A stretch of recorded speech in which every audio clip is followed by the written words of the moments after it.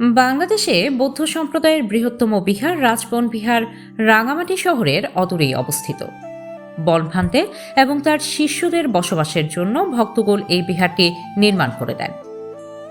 1974 সালে রাজবন বিহার নির্মাণের সময় নতুন বিহার বা মন্দির সংরক্ষণে এবং তত্ত্বাবধানের জন্য বনভান্তের অনুমতিক্রমে শ্রদ্ধেয় নন্দপাল ভান্তেকে নিয়ে আসা হয়।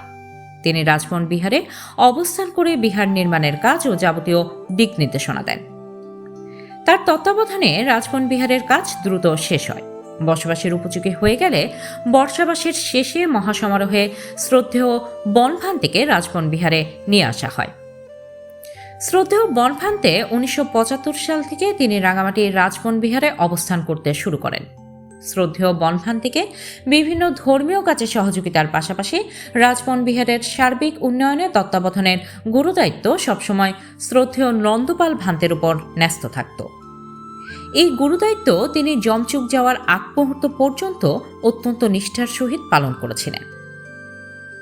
রাঙামাটিতে সুন্দর ছায়াঘেরা মনোরম প্রকৃতির মাঝে নীল হ্রদের জলরাশি বেষ্টিত রাজবন বিহার প্রতিষ্ঠার পর হতে দ্রুত পার্বত্য বৌদ্ধ সমাজ থেকে বৌদ্ধ অপসংস্কৃতি ও রীতিনীতি দূরীভূত হয়ে রাঙামাটি বৌদ্ধ সমাজে পূর্ণ কর্মের প্রতি শ্রদ্ধা, আগ্রহ ও বিশ্বাস বৃদ্ধি পায়।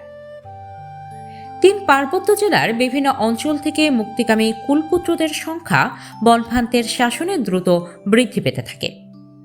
এর সফলস্বরূপ সমগ্র পার্বত্য চট্টগ্রামে প্রতিষ্ঠিত হয় 57টির অধিক শাখা বনবিহার এবং ভারতের ত্রিপুরা, অরুণাচল, মিজোরাম, গৌহাটি ও বুদ্ধগয়া সহ 20টির অধিক ছোট বড় শাখা বনবিহার প্রতিষ্ঠিত হয়েছে।